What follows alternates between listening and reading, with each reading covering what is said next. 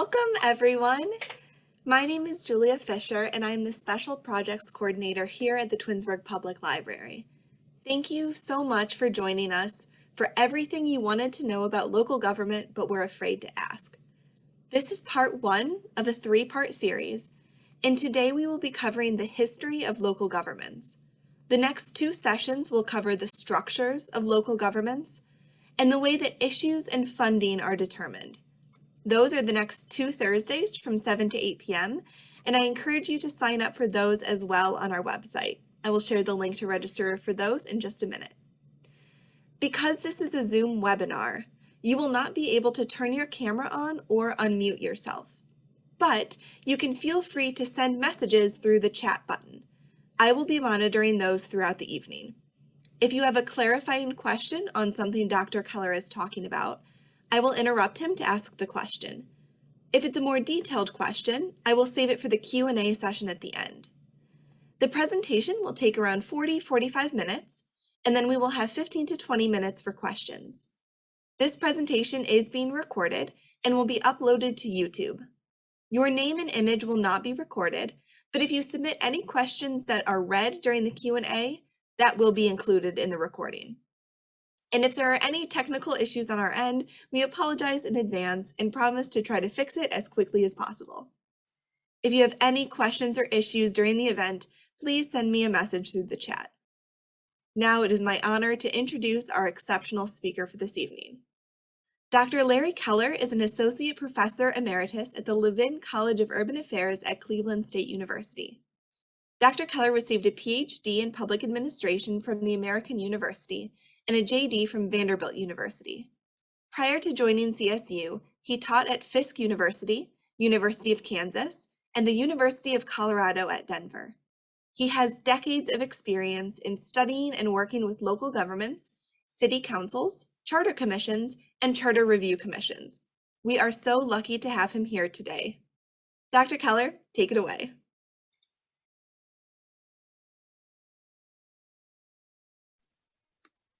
Thank you, Julia. I'm very pleased to be here and look forward to working and helping people understand local government. I think local government is crucial, especially in this time when the national government is almost not working. We have state and local government that can do that. As you said, I'm at Cleveland State University. This is my email address. If you have any questions or you would be interested in learning more, you can send me a message to l.keller@csuohio.edu. To start out, I had two questions. You can send your answers to Julia. The first one is, when did Robin Hood practice his trade? And his trade is taking money from the rich and giving to the poor. And interestingly, who was his nemesis?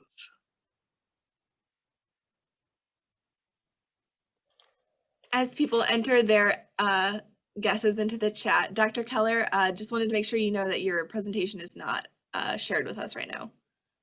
Okay. Well, the answer to the two questions are very revealing about local government and why local government in previous English colonies tends to be so strong. Robin Hood was actually in the early 1200s. That's when King John was ruling England while his brother was away on a crusade. And it was the same time at which the Magna Carta occurred, when some lords cornered King John and forced him to sign a piece of paper that protected their rights. It was not immediately a democratic document because it protected feudal lords, but it did provide the impetus to develop democratic, especially local government. Anyway, the most important part of all this for tonight's topic is that the nemesis for Robin Hood was the Sheriff of Nottingham, a local official. So by the early 1200s, England had a robust local government operating. And another interesting question is what two countries revolted against England successfully, and that's the United States and India. And again, because of the democratic local government that the English kings initiated, both countries have remained republics ever since. In fact, India is one of the few republics in Asia.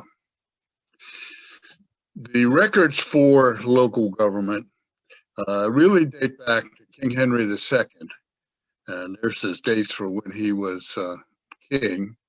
And it's right after the arrival in England of the last successful invasion of England in 1066.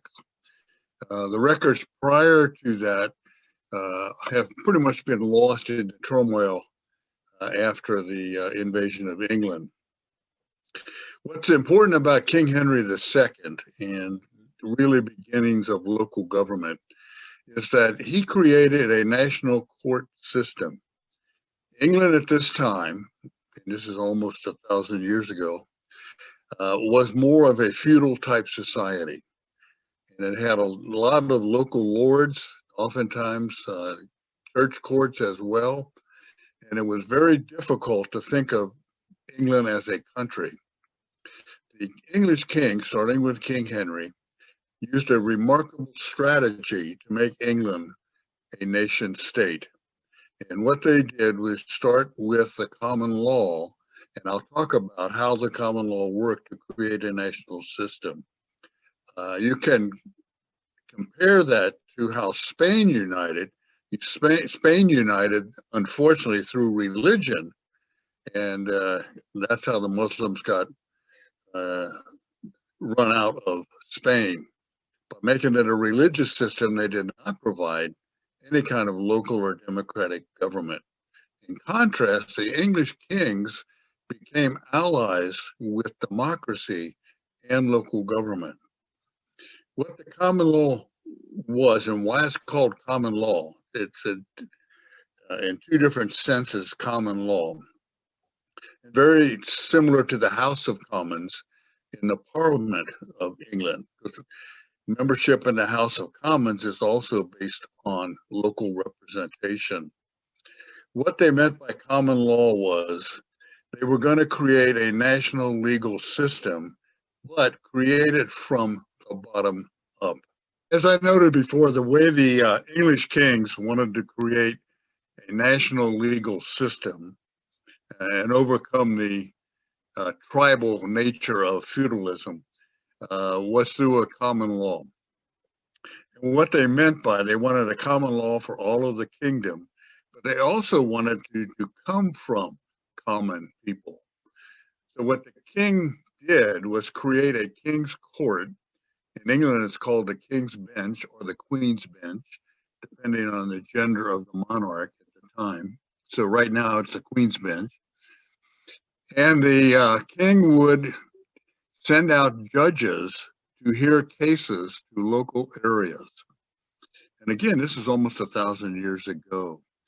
What the judges would do is they would listen to people who had causes to which they wanted remedies. In order to answer the causes, the judges did not make the decision. Rather, the judges used local people, which eventually became the jury system. Now, in the beginning, I can imagine these were the upper class people in the local area. And the person who had a case to plead would come and present his or her case. And then they would recommend to the judge some type of resolution of that case. What the judges did was to codify the decisions. They did not make the decisions, they codified the decisions. This is one of the reasons American courts are so different than most of the courts around the world, and very different than the international courts. Other courts in the world and the international court system are what's called code law. And they implement a legal code. And the code is a overview or comprehensive statement of the law. Hammurabi's code is one of the more famous in ancient history. And the English law, our common law, was not created in that fashion at all. Rather, the law itself evolved from local people making decisions on specific cases and the judges writing up the decisions. The judges then would send the decisions to the chancellor, and the chancellor created a common law for the society. So it was a bottom-up law. In that sense, common law courts have always been activist courts, but they've been activists on behalf of the people. Because the juries were what became the juries, were rooted at the local level, this is one of the main bases for the strong local government that we have in our society. That's why when you are tried in most cases, criminal cases, for example, it's at the state level in a local court. In Ohio and states with counties, it will usually be in the county court, and that's why we talk about county governments being in county courthouses. And that localizes probably the most important part of people's life. My wife was called to jury duty about 6 months ago. Even though she's working out of town, she came for the jury. And it was a case in Euclid, a criminal case, where the prosecutors were bringing charges against a young man based on the use of firearms in a crowded outside presentation. It turned out, from my wife said, they had very little evidence at all. And she was surprised they even brought the case. However, in the jury room, 11 jurors immediately agreed with her assessment, and they wanted to dismiss the charges. However, one person did not. And that's democratic. That's empowering individuals. By the way, after a lengthy discussion, the young man was acquitted of the charges. So the importance of the common law is several-fold. One, it created a bottom-up society, very different than Spain, very different than France, where the national court and the national government created the system. So France is the home of the first national civil service. In fact, they have a national école, which is a school that if you want to be an administrator in France, you have to go to that school. And if you go to that school, you're guaranteed a job when you graduate. And France has had a very good bureaucracy based on that system, but it's based at the national level. We are based at the local level, primarily, I would argue, because of the heritage of the common law. And that keeps things local, and that's not necessarily always good news, but it's provided a way to keep liberty. The American experience is that colonial government, that is, we were British colonies initially, were local governments. That's why there were local grants and local colonies. They were not one big colony. In fact, the founding fathers had a difficult time putting together the colonies because they had had 100 years history of being separate colonies, but they did have a common language and a common legal system. The Constitution was a very difficult process. The American Revolution ended in 1781, 1781, with the last big battle in Virginia, where the English were cornered. It really was a French victory. There were more French troops, and the French fleet had blockaded the British fleet from coming to help Cornwallis. However, in order to govern the country was operating under the Articles of Confederation. After the war, England was a sore loser. In fact, they did not agree to a treaty until 1783. The army had to be maintained for 2 years, and they were maintained basically without pay. They were ready to march on Philadelphia to demand pay. George Washington demonstrated leadership because he said, once he found out the officers were meeting to march on Philadelphia to get pay, he said he would like to talk to the troops first. And what Washington did was appear before the officers. And he started by saying, this is why he was such a great leader. He said, I hope you will not mind if I give a presentation. And he said, I must put my glasses on first. I lost my eyesight in the service of my country. And that stopped the officers from going to Philadelphia. So 1783, we're finally a separate nation. However, we're under the Articles of Confederation. England has stopped trading with us, and England was the main country we traded. There was practically a depression going on in the United States, and that's where the Constitution was created, the setting for the Constitution. A group of Federalists, these were individuals who wanted to create a strong national government so that the country could address its problems effectively, meant in Philadelphia. But what they did when they wrote the Constitution, even though the word itself is not in the Constitution, they recognized state and local government as the main governments.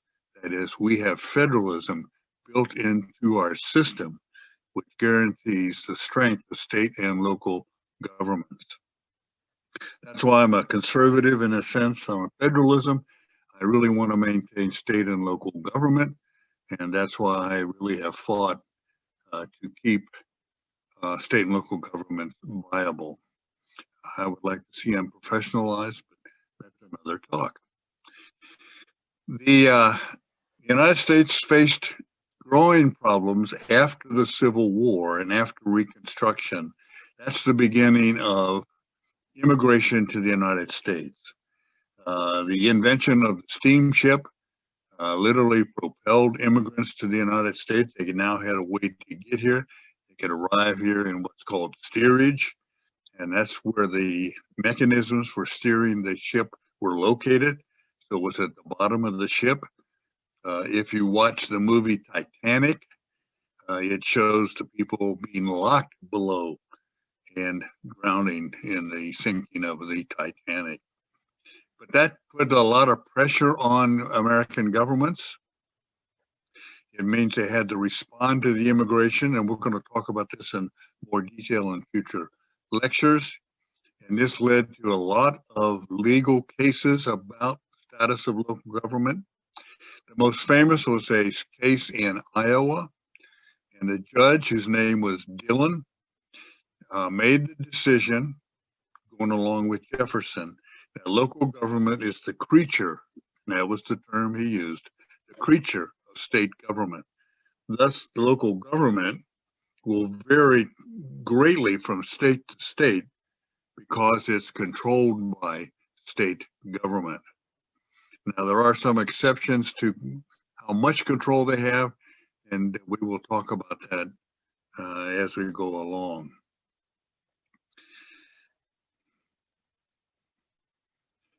First kinds of local government were Jeffersonian local governments. We're talking about Ohio now. Ohio was the only state admitted during Jefferson's administration. The Ohio Constitution, which really needs to be revised, as it's almost impossible to read. It's a 43-page document that has not had any editing. But the Constitution emphasized local government. The way Jefferson perceived democracy, and the only way he thought democracy would survive, is that if you had strong democratic local governments. That depended upon people owning their own property so they could be effective citizens. So Ohio is the first state to be surveyed by the national government. And outside of East Liverpool, Ohio, if you go on the highway, I think it's Ohio 9 highway, or 39, you will see an obelisk. And the obelisk is where the National Survey started. The National Survey of the United States started in Ohio. It actually started in a point about 1,000 feet east of that obelisk, but there's a factory located where it started. So they located the obelisk as close as they could to the original starting point. Jefferson believed that democracy could only be maintained if we kept a rural country, a rural society. That's why he wanted to keep government at the local level. And the important to him units of local government were township, counties, and villages. Townships for Jefferson were the counterpart to the New England towns, though they did not have direct democracy the way New England towns did. If you want to get a sense of the New England town, there's an episode of Bob Newhart's show when he was portraying being the owner of an inn in a small New England town. And in that episode, he actually attends the town meeting where the budget was written. The citizens themselves wrote the budget. And that was Jefferson's idea of democracy, as close as possible to the people actually making decisions. So townships were his rural analog to towns, and they were to be governed by 3 trustees elected by the local people. Counties were areas of state administration. Without a county, for example, you would have had to go to the state capitol to get a marriage license. I think that would have made marriages very strong if somebody was willing to ride a horse from Cleveland to Columbus to get a marriage license. However, you don't do that. You go to the county courthouse and get your state marriage license at the county level. Counties in Ohio, because they were surveyed, are almost all the same size, 400, 500 square miles. They are based on the ability of a person to ride to the county seat to conduct state business and ride back home in one day.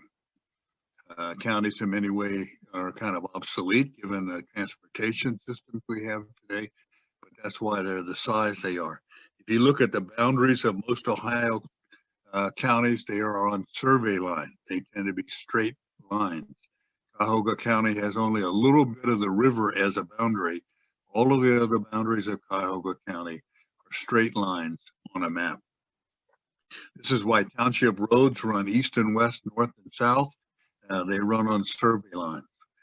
I was a bicyclist for over 30 years, and Ohio was wonderful to bike in because there were township roads almost every mile, and they ran on survey lines. By the way, if you take a township road, you will often encounter a kink in the road where it takes a sharp turn. The reason for that is townships are 36 square miles. They were set up to help not only govern through township government, but also to sell land. And some of the land was reserved for education because Jefferson realized you could not keep a democracy if you did not provide education. So it was built into the idea of townships and public lands. The kink in township lines, it's impossible to draw rectangles on a sphere. When you put rectangles, that is 36 square mile townships, on a sphere that is a ball like the shape of the earth, every few townships you got to rectify the lines to keep them 36 square miles. So every few townships you will have these kinks in the road. The other local government was a village, and the villages were a small, usually service area where people could get the needs that farmers have in order to be prosperous. Kind of interesting, there's bumper stickers about farmers and cities, and what would cities be without farmers?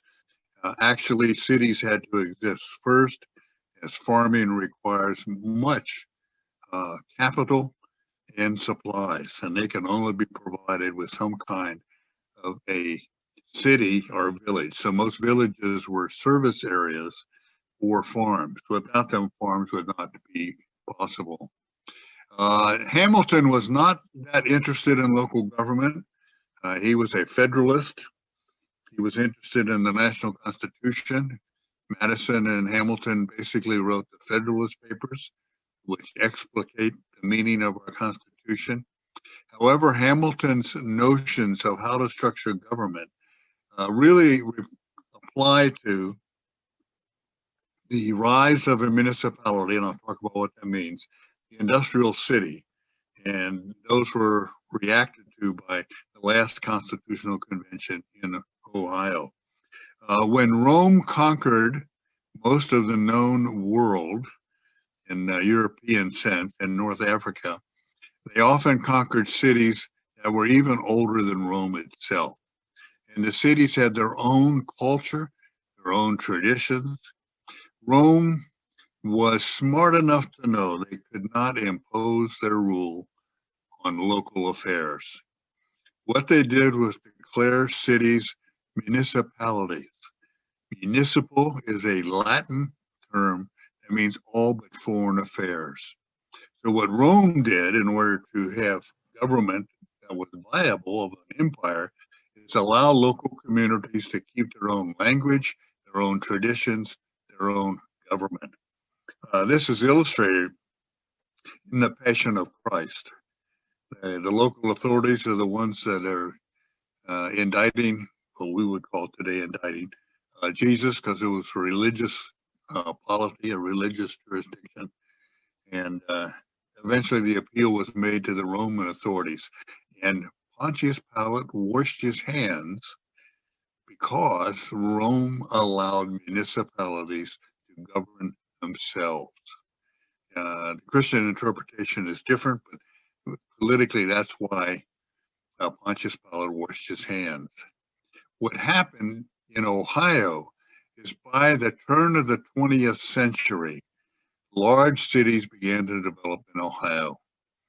An example is Cleveland. Cleveland had 90,000 people in 1890. It had 720,000 people by 1920. Again, I call this the first urban revolution, and we'll talk about this when we talk about structures next week. Governing a city of 720,000 is very different than trying to govern a village or a township. And therefore, Hamilton's notions of government tended to come to the fore in dealing with the industrial city. What Ohio did, because of the rise of these cities and the need to govern these cities, had Cleveland and Cincinnati in particular were large cities. Cincinnati was the largest city in Ohio until 1900. Then Cleveland passed it. Interesting, we now live through an era where Columbus has become the largest city. All of those reflect changes in the economy. Cincinnati rose because it was a river city at the founding of the country. Cleveland arose because it was an industrial city located on a lake, which made it easy to bring iron ore and coal to the steel factories. Columbus became important because it's a post-industrial city. So the 3 C's and the evolution of the 3 C's is a way to look at the evolution of the United States. The last constitutional convention in Ohio met in 1912 in Dayton, Ohio. As I noted, Ohio is a Jeffersonian democracy, and therefore every 20 years, the question of a constitutional convention is on the Ohio ballot. The Constitution requires it to be voted on every 20 years. I was hoping the last time that happened, which was about 10 years ago, that people would choose to have a constitutional convention. I've always wanted to be a member of a constitutional convention. Apparently, I will never get the opportunity. The 1912 convention created Article 18 of the Ohio Constitution, and we'll talk about what the contents of Article 18 are. But they provided home rule for these large cities, and we'll talk about why home rule arose. Basically because state government intervened in local affairs, and the reformers wanted to protect government in these cities from state involvement. For example, if the Republican Party controlled Columbus, the state government, but Democrats controlled Cleveland, the state government could make the Cleveland Police Department a state agency. Dillon's rule, states can control local government, and therefore they could provide jobs to Republicans as police officers. So 1912 was the rise of home rule in Ohio. What has happened in Ohio, and where we'll kind of end this historical overview, is that there was a what I call a second urban revolution. I use the term revolution. Revolutions are not defined by how quickly things change. They're defined by how completely things change. In the first urban revolution, the United States became an urban nation. Now, that wasn't even, and again, we'll talk about this more in the next lecture or presentation. But it happened only in selected parts of the country, but it was a revolution in how people lived. My grandfather was one of the examples that I will use even in the last presentation. That's when his family moved from a farm in a small township outside of Cincinnati into the city of Cincinnati. I worked with a Paul Porter at the college at one time. Paul Porter came from a long-standing Virginia family, and he said for 12 generations, his family had migrated from Virginia west. And they did that in order to get land. As the land filled in, second, third, and fourth sons couldn't get land unless they moved west. And people moved west. And his family moved to Kansas. And what they did was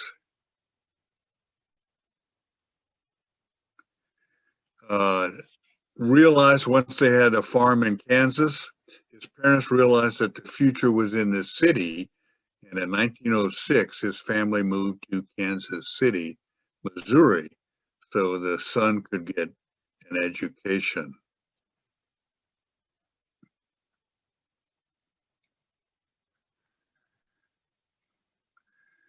The second urban revolution, unfortunately, put urban areas on top of all of these older local governments.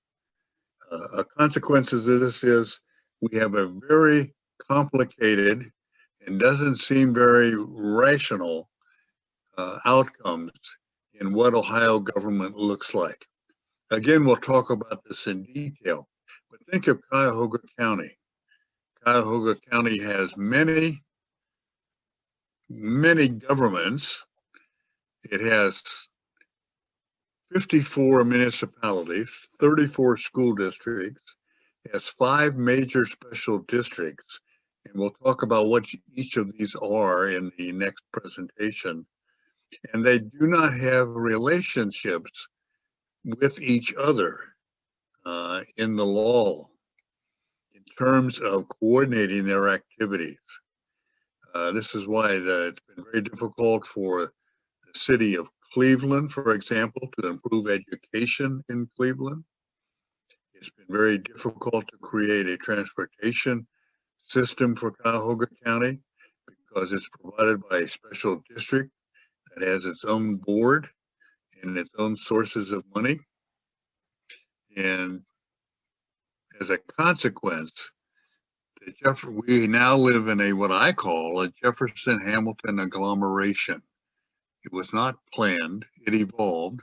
It evolved from the first urban revolution where urban society was created on top of, in many cases, local governments that had been existing.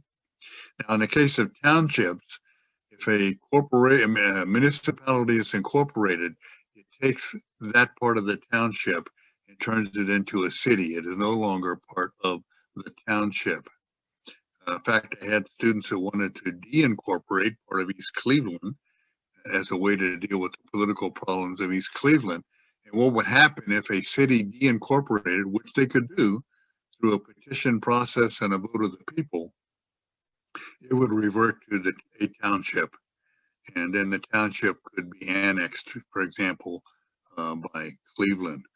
So we ended up with a Jefferson-Hamilton agglomeration. Oftentimes the county becomes an important geographic unit, but has no authority to deal with the issues within the county because it's an administrative part of state government, not a policy-making local government. So in essence, we ended up with special districts, regional governance, and those were almost impossible to deal with many of the wicked problems. Wicked problems are those problems that transcend boundaries. One of the things I always enjoyed doing with my children, every time we went shopping, I would note for my kids how often we passed through another government. So the average shopping trip that we took in Cuyahoga County, we went through at least 7 separate governments. And so there's separate police forces and so on because of those separate governments. So the history of local government is that local government was the democratic backbone of England and therefore of the United States. It provided empowered citizenship because issues were dealt with at the local level, and citizens were voters. In fact, the Ohio Constitution talks about electors, and that was a specially prized classification that people wanted, because once they were an elector, they could vote in the elections. So you'll see Ohio law talking about electors, not voters, because of the history of the electorate being extended, and that's thanks to local government. So Ohio has, and Cuyahoga County is an example, it will have townships, it will have cities, it will have counties, it will have school districts, it will have special districts, all put together in one geographic area. I think there are 170 some units of government in Cuyahoga County. Now we'll talk about whether that's a problem or not. And right now it's just a reality because of the first and second urban revolutions. So the history of local government is the democratization of English government, and England passed that along to its colonies and provided for strong local rule. A final comment, you're watching that play out with Hong Kong and China. Hong Kong was an English colony, had a very strong local democratic system, and was now becoming part of China, which is not a democratic system. And the amalgamation is not going well or easy. Like I said, if you have any questions or comments, you can ask them now. And you can also send me email at l.keller at csuohio.edu. Thank you so much, Dr. Keller. As he just mentioned, we're going to now enter our Q&A session. So feel free to type your questions into the Q&A box at the bottom, and we will get to as many as we can before our time is up. These can be questions about what we've covered today, which was a lot. Thank you so much for going over so much information, Dr. Keller. Or they can be more general questions about local government. So I'm going to take just a second and look at the Q&A in the chat, and then I'll start asking in just a second.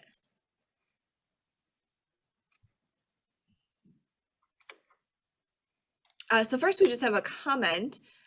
Someone said, being new to Ohio, this starts to explain why one location in my GPS will call it different places. For example, Aurora or Bainbridge. Bainbridge was a township originally, and Aurora, I believe, is a municipal name.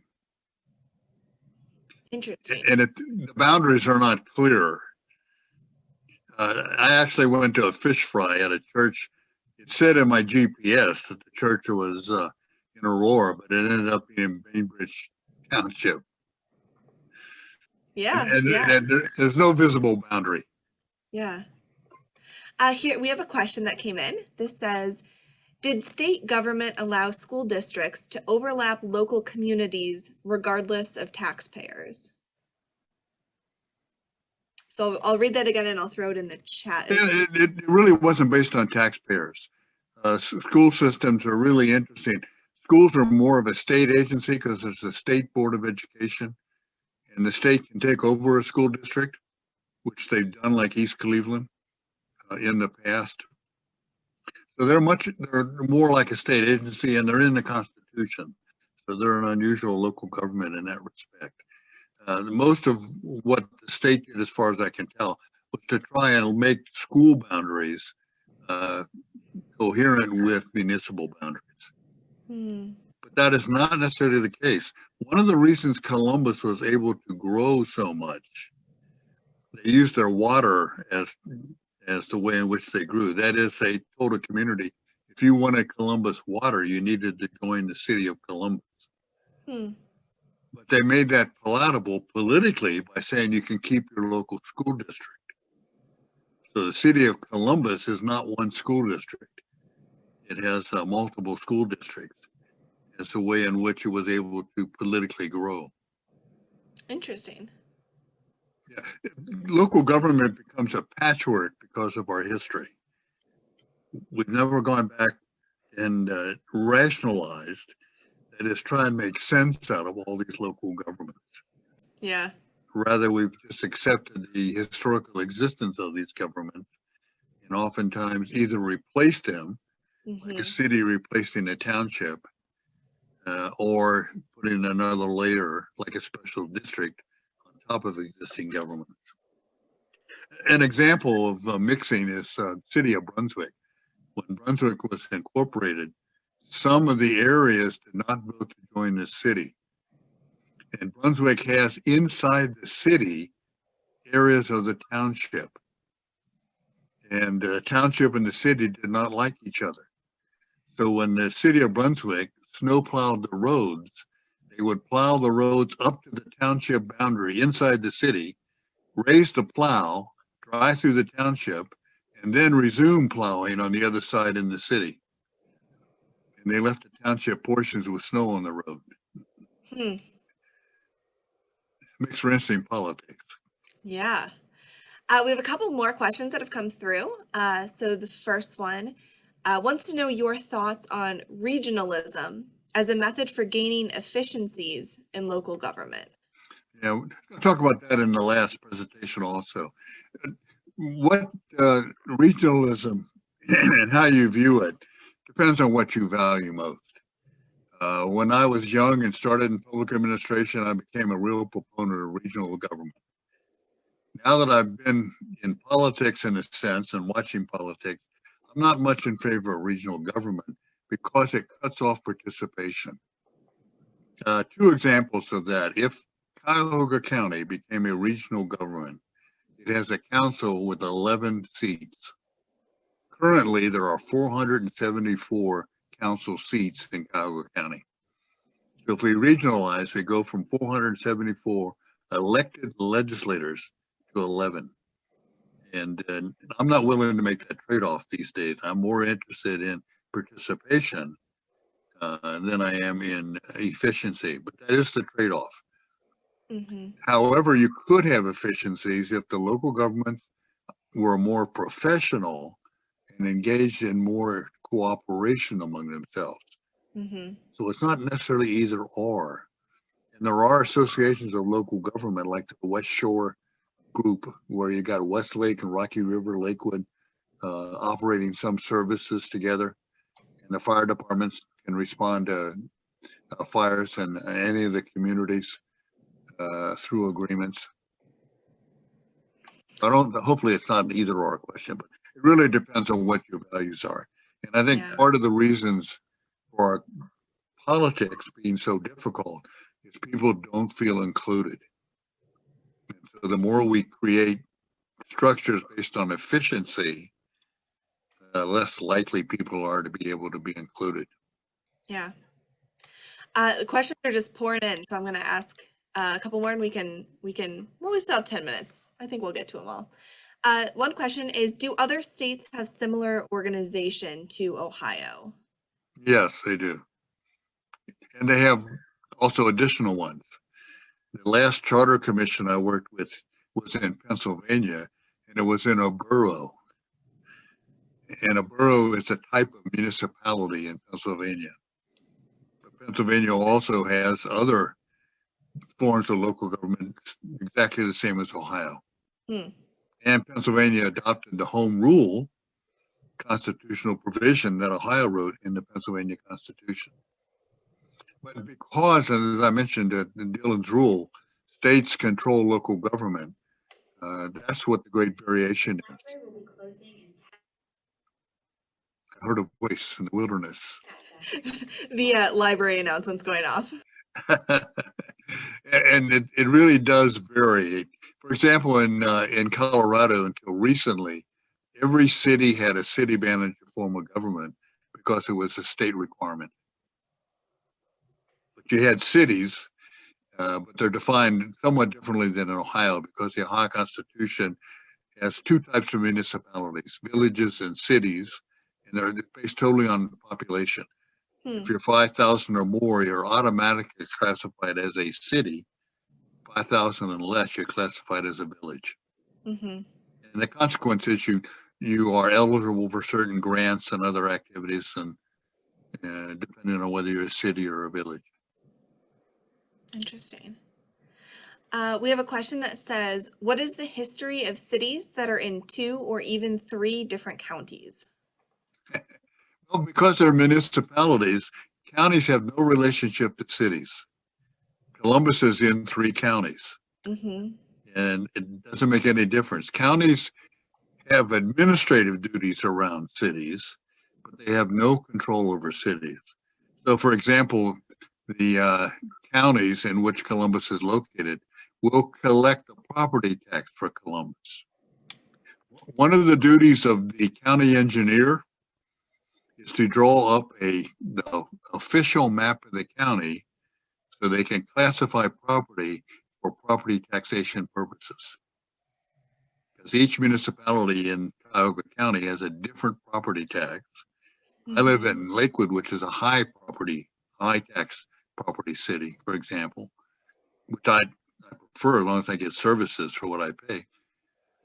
And that's determined by the county. The county actually collects the property tax county-wide and then distributes back to the cities. So if a city's in 3 counties, it would get the taxes from 3 counties. And they would collect the municipal tax for whatever part of the municipality is in that county. Mm-hmm. And it's even possible that a parcel of property could be in 2 counties, and the taxpayers would end up paying to 2 counties. Yeah. But most of it's invisible to the taxpayer. I mean, they just get one tax bill.